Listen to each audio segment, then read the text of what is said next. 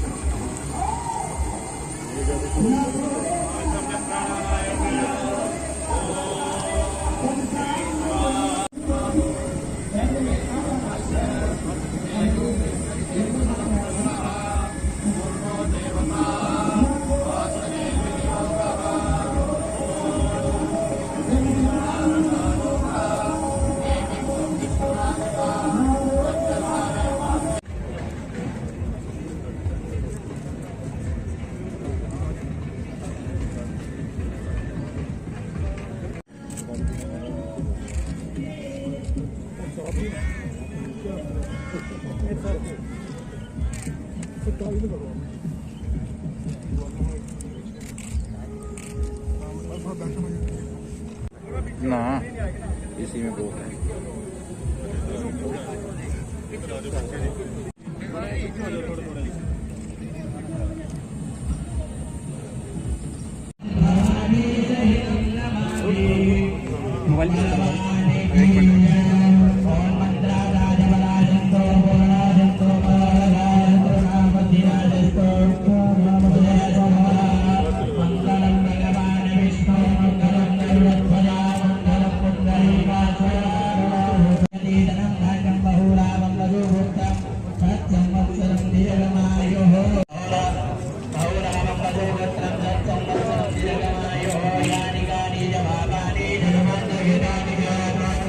क्या है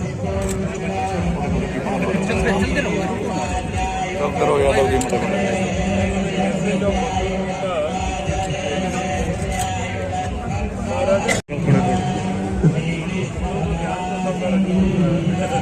इतना चंडीगढ़ में भी नहीं होता इतना मीडिया जितना यहाँ कर दिया है। उन्होंने भी गीता जी के श्लोकों का ये अपने प्रमाणिक निकाले हैं उससे। चलिए चलिए भाई करते रहो ना पीछे करो।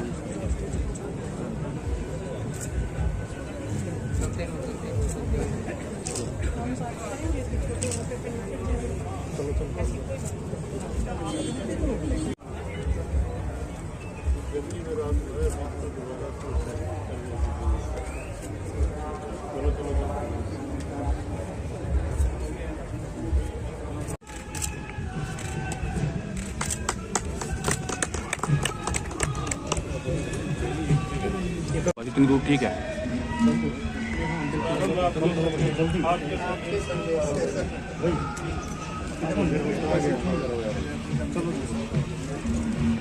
ये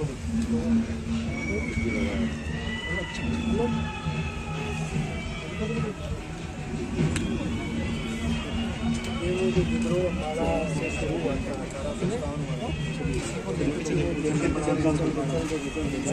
1857 भाई साहब ऐसे कदम चलते रहो बना दे ना बाजार है बहुत सारे हिंदुस्तानी मारे गए यहाँ पे भी एक म्यूजियम बना है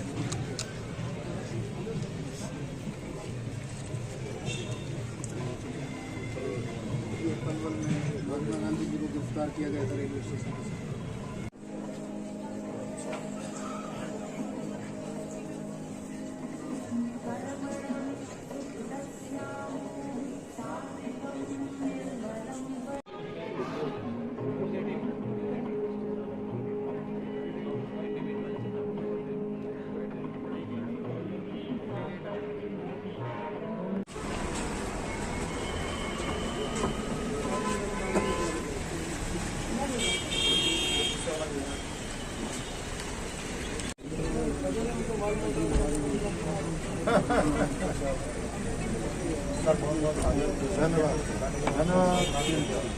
और कारगिल युद्ध की विजय गाथा लिखने वालों में से एक सेवानिवृत्त मेजर जनरल जीडी बख्शी साहब, संकल्प के अध्यक्ष संतोष धनीजा जी, लंदन में national council of Hindu temples के अध्यक्ष अरुण ठाकुर जी, हरियाणा के माननीय शिक्षा मंत्री कंवरपाल जी, हरियाणा के युवा मामले और खेल मंत्री संदीप सिंह जी, माननीय नायब सिंह सैनी साहब, हमारे माननीय सांसद माननीय विधायक सुभाष सुधा जी, स्टाफ जनरल बिपिन रावत जी, उनकी पत्नी मधुलिका रावत जी और 11 सैन्य अधिकारियों का देहांत।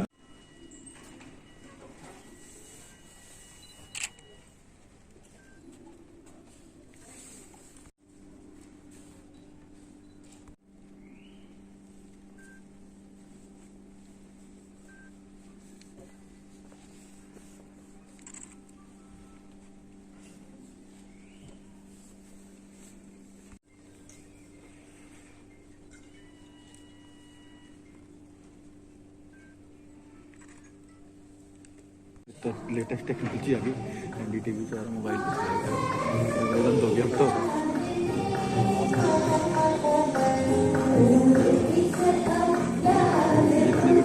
जितने भी बड़े चैनल सारे मोबाइल में चलेंगे। अच्छा गरीब हो गए क्या? नहीं गरीब नहीं हुए, कैमरा से मोबाइल गरीब नहीं हुए, टेक्नोलॉजी फास्ट कर दी, मोबाइल से फटाफट चली जाती है ना भाई। अच्छा कैमरे से घर जाएंगे ऑफिस जाएंगे भेजेंगे, अभी साथ साथ चली जाएगी, कुछ व्हाट्सअप हो जाएगा।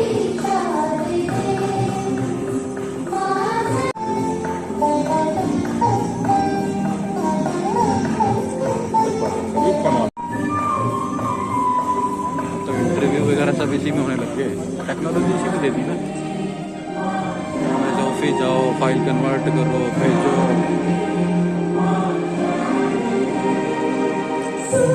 जीवन में जिस तरह से माननीय राज्यपाल हरियाणा श्री बंडारू दत्तात्रेय स्वयं कला, संस्कृति, साहित्य, धर्म, दर्शन सभी के साथ की उपस्थिति हम सबके लिए गौरव की बात है। सर बहुत बहुत स्वागत, बहुत बहुत अभिनंदन इस अवसर पर। मैं निवेदन करूंगा इस अंतर्राष्ट्रीय गीता महोत्सव 2021 के नोडल अफसर श्री विजय सिंह दहिया जी और उपायुक्त कुरुक्षेत्र श्री मुकुल कुमार जी से। मुकुल कुमार जी उपायुक्त कुरुक्षेत्र।